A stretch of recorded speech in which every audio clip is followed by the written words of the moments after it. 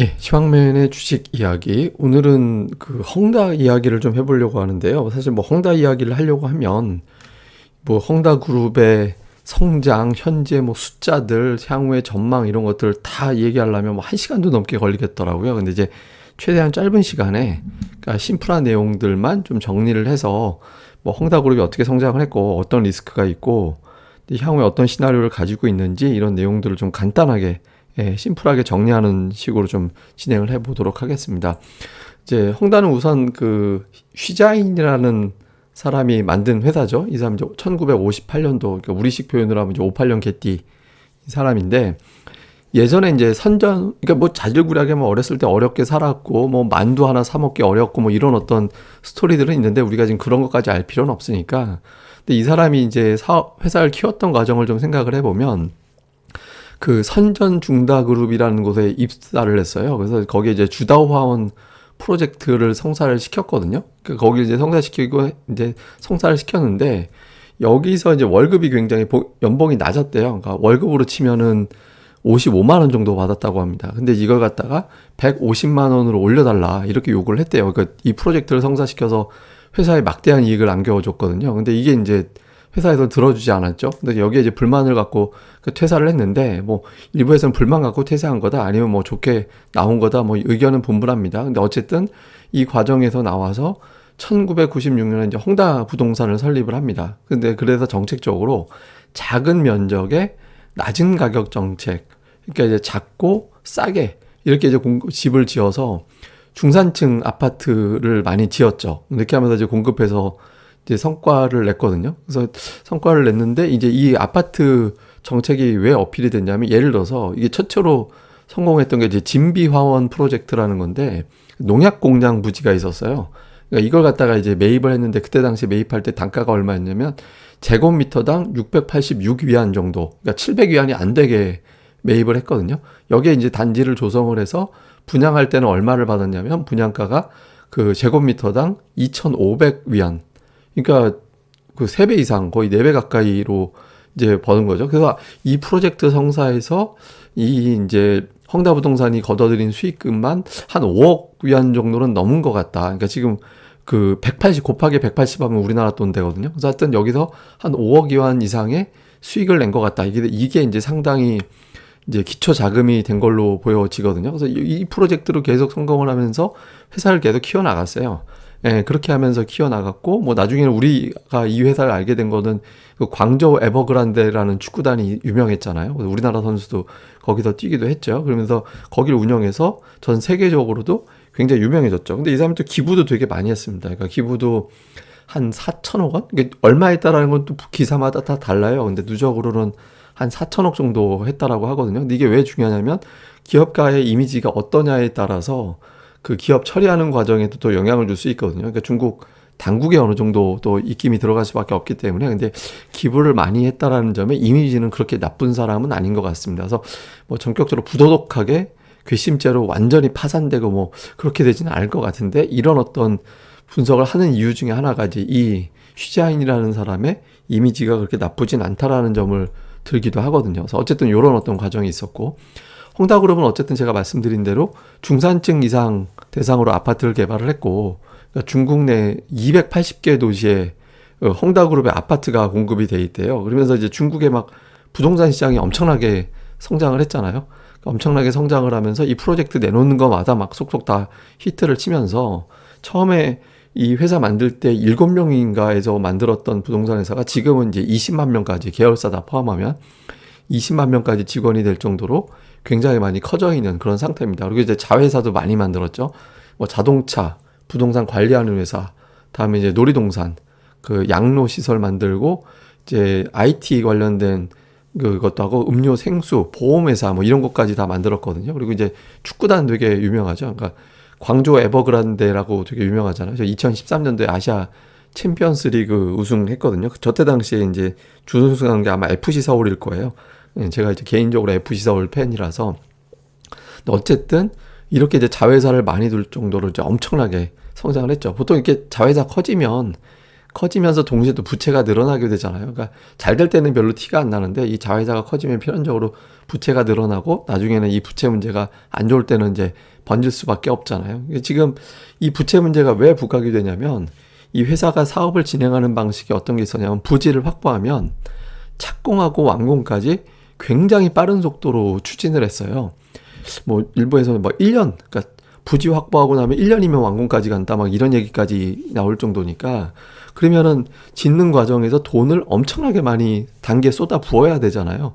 필연적으로 단기 부채가 많을 수밖에 없는 그런 구조죠. 그러니까 부채 비율도 지금 500%에 육박하고 있는 그런 상태고 지금 1년 이내에 오는 이제 부채 비중만 42% 정도 되거든요. 근데 이게 총 규모 355조 원 중에서 이자 내야 되는 부처는 100조 원 안쪽이다. 뭐 해서 부채 규모에 대해서는 좀 여기저기서 기사에 조금씩 다른 것도 있습니다. 근데 어쨌든 최근에 이제 이슈가 된 거는 이제 총 부채가 355조 원이라서 이게 좀 문제가 커질 것 같다라는 이야기가 나오고 있죠. 그리고 2025년까지 갚아야 될 달러 채권이 한 195억 달러 정도 된다. 근데 사실 2025년까지 생각해 보면 저 규모도 엄청나게 크다라고 보기는 어려운데 어쨌든 355조 원이라는 규모 그리고 이제 부동산이라는 거는 또 거기 엮여 있는 사람들 뭐 이제 분양 받은 사람들 비롯해서 은행들 막 엮여 있는 게 많으니까 이게 문제가 되지 않겠느냐. 그리고 단기 부채가 비율이 높기 때문에 단기 부채 비율이 높다라는 거 1년 안에 막 급하게 뭐든지 틀어 막아야 되는 상황이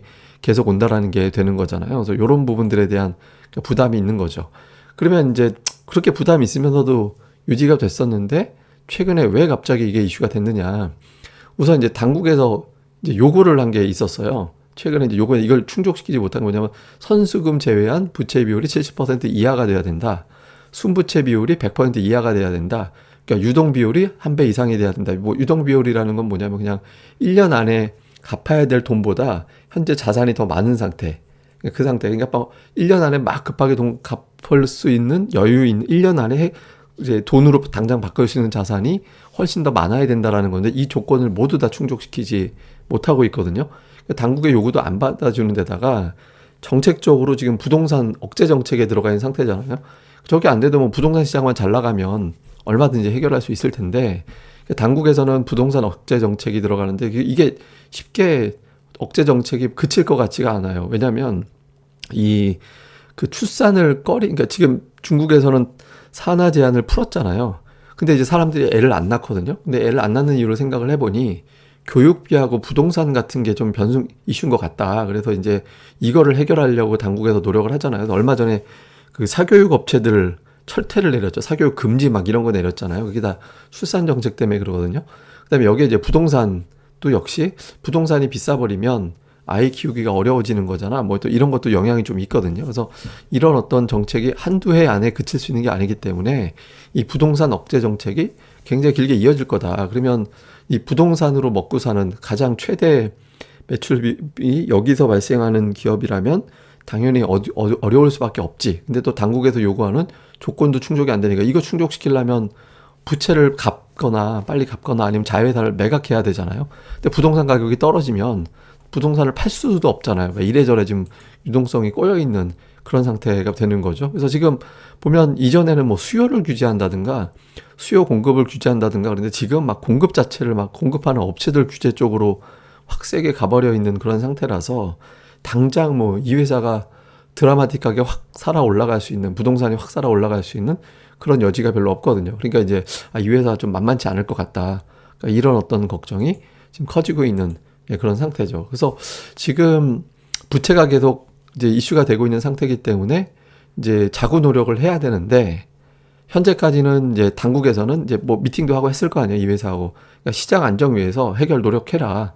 이 얘기는 하여튼 뭐 알아서 민폐 끼치지 말고 좀 알아서 해결을 해봐. 그러니까 뭐 어디 팔든 뭐 하든 해가지고 알아서 좀 해결을 해라. 이렇게 이제 지시를 했다라고 하거든요. 그래서 지금 뭐 비부동산 부분에 대해서 지분을 매각한다든가 뭐 자회사 지분 매각한다든가 이렇게 해서 뭐 80억 달러 확보했다라는 보도도 있고 그런데 이제 아직까지는 부동산 이외에 다른 계열사 중에 일부는 아직 자금 조달이 가능해서 그렇게 심각한 것 같지는 않다. 그래서 그 자금 조달 가능한 계열사 같은 경우는 뭐 지분 처리하고 하는데 좀 가능하지 않겠느냐 이런 이야기도 나오고 있긴 하거든요. 그리고 이제 구조조정 전문 회사에다가 또 회사의 구조조정을 또 의뢰했다라는 보도도 있고, 그래서 회사 쪽에서는 나름대로 자구 노력은 하고 있는데, 문제는 앞서 이제 말씀드린 대로 부동산 경기가 좋을 때면 모르겠는데 안 좋을 때면 이제 좀 매각하는 과정이 좀 순탄하지는 않을 거잖아요. 그래서 이제 지금 저 부채는 만기 도래하고 막 이런 게 오고 할 텐데 저걸 어떻게 갚나 지금 이거에 대한 어떤 리스크가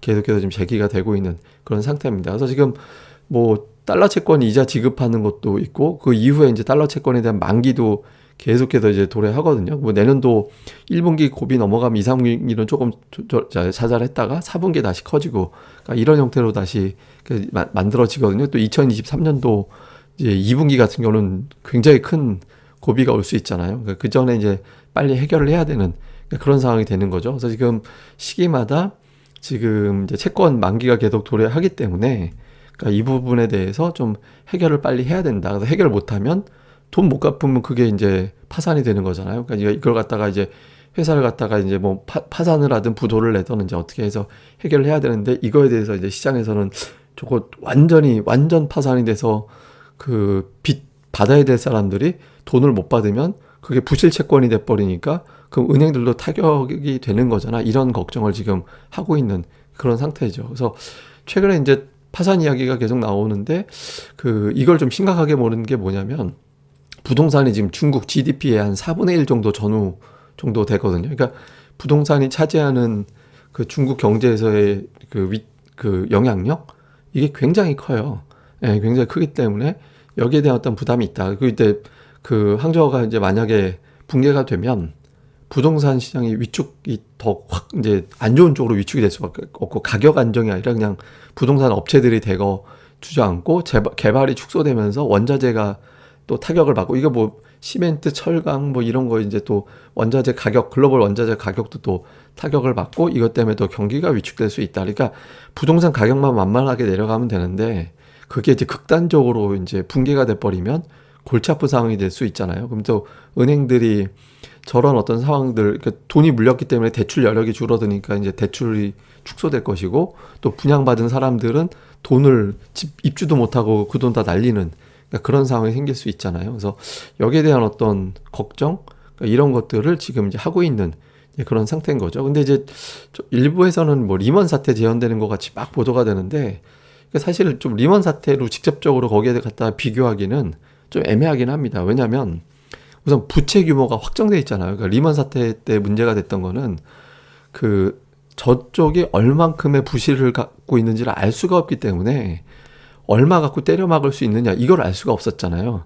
예, 그러니까 이제 그 숨어져 있는 부실을 알 수 없어서 신용경색이 발생되고 신용경색이라는 거는 못 믿으니까 돈을 못 주는 상황 그게 발생이 됐던 거였잖아요. 근데 여기는 이제 규모가 지금 당장 최대치로 알려진 게 350조 원대 정도 그래서 규모가 좀 알려진 거다. 그리고 이제 달러보다 위안화 채권이 많아서 예를 들어서 리먼 사태 때는 전 세계 금융기관들이 다 엮여 있었잖아요. 근데 여기는 뭐 그렇게까지 많이 해외 기업들이 해외 금융기관들이 왕창 엮여 있는 것 같지는 않다. 대부분 다 위안화 채권이니까 뭐 알아서 안에서 해결할 수 있지 않을까 이렇게 보는 거잖아요. 근데 리먼 사태 때는 부동산 그러니까 서브프라임 모기지에서 시작이 돼서 파생 상품까지 엮이면서 이게 터진 건데 지금은 그런 것과는 좀 다른 것 같다. 뭐 파생 상품 뭐 중국에서 뭐 파생 상품 발달한 것도 별로 없고 그래서 그런 건 아니지 않을까라는 쪽으로 아직은 좀 보고 있는 것 같긴 합니다. 그리고 또 일정상 그 올림픽, 예, 그러니까 동계올림픽이랑 시진핑의 정치적인 어떤 일정 이런 걸 감안해 볼 때 이게 급적인 어떤 그 극단적인 어떤 불안감을 초래하는 뭐 그런 상황을 연출하지는 않을 것 같다. 그러니까 이런 어떤 그 분석이 조금 더 많거든요. 그래서 리먼 사태 같이 막 극단적으로 파산이 되고 번지고 뭐 그렇게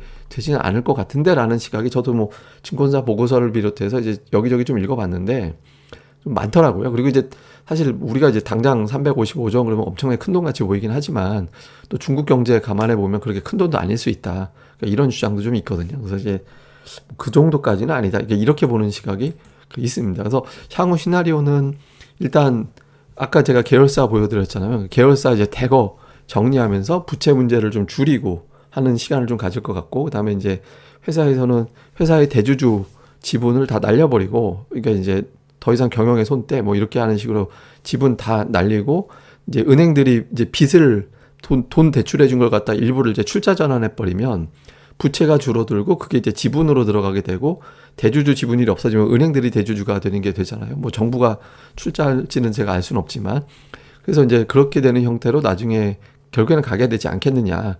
그 대신 시간은 좀 걸릴 것 같다. 왜냐하면 이제 워낙 부실 규모가 부실하다라고 생각을 한다라면 규모가 작지 않기 때문에 이거는 이제 당장 해결되는 게 아니라 완전한 어떤 해결이 될 때까지 시간이 계속 좀 걸릴 것 같다. 그때그때 급한 불 끄고 이제 그때그때 매각하면서 좀 부채를 낮추는 형태로 가면서 좀 질질질 끌다가 이제 나중에 됐을 때 결국에는 이제 계열사 이제 어느 정도 정리되고 하면 이제 은행들이 이제 나서서 해결하지 않겠느냐, 또 정부에서 나서서 해결하지 않겠느냐, 그러니까 이런 쪽의 시나리오를 그리고 있는 것 같습니다. 물론 이제 이게 그 극단적으로 파산으로 가서 터지는 시나리오도 있을 거예요. 예, 그렇게 됐을 때는 상당히 좀 혼란스러운, 그러니까 금융기관 그 은행이 120개 이상 은행이 여기 그 대출에 엮여 있거든요. 그리고 비은행권도 한 100개 이상의 은행이 아닌 쪽에 그 기업들이라고 해야 되나? 여기가 또 이제 그 채권, 그 돈 빌려주고 한 데가 또 100개가 넘어요. 거의 그러니까 200개 중반 정도 되는 곳이 여기에 이제 돈 빌려주고 지금 이제 엮여 있는 되거든요. 금융기관, 비금융기관 포함해가지고. 그러니까 이게 이제 동시다발적으로 이게 빵 터지면 사실 되게 골치 아파질 수도 있죠. 근데 이게 되게 오래전부터 좀 나돌기 시작한 얘기라서 조금 골치 아프긴 한데 이제 조금 대책을 좀 찾아가고 있는 거 아니냐. 이렇게 이제 보는 게 조금 더 우세한 것 같긴 합니다. 근데 이게 어떻게 될지는 알 수가 없는 거라서 이게 또 뭐 진짜 터지면서 어떤 사태로 벌어지는지 쪽은 또 알 수가 없어서 우리가 단정하기는 어렵고 현재까지는 이 정도의 어떤 상황이 벌어지고 있다. 근데 뭐 지금은 터질 가능성보다는 시간 질질 끌면서 어떻게든 좀 넘기고 하는 쪽으로 갈 것 같다. 이런 시각이 현재까지는 우세하다. 뭐 이 정도로 보시면 될 것 같습니다. 사실 뭐 이게 숫자 막 들이대면서 뭐 이런저런 부실이 있고 뭐 어떤 계열사의 그 전기차를 만들었는데 그게 어떻게 되고 뭐 이런 얘기하면 끝이 없는데 그냥 심플하게 이 사태가 어떤 문제인지만 제가 이제 간단하게 정리해 드리느라고 뭐 시간을 좀 최대한 짧게 이제 정리하다 보니까 요렇게 이제 수박 겉핥기식으로 좀 심플하게만 정리를 해봤습니다. 뭐 자세하게 또 추가적으로 이제 내용이 바뀌는 게 있거나 그러면 제가 이제 내용 보강해서 업데이트해서 설명드리도록 하겠습니다. 그럼 이제 그 관련된 내용들 정리 요것으로 이제 마무리하고요. 저는 또 다음 기회에 또 다른 어떤 이슈 있을 때 내용을 정리해드리겠습니다. 또 하루 잘 보내시고요. 또 방송 보신 분들은 꼭 좋아요 그리고 이제 구독하기 꼭 좀 부탁을 드리겠습니다. 그럼 감사합니다.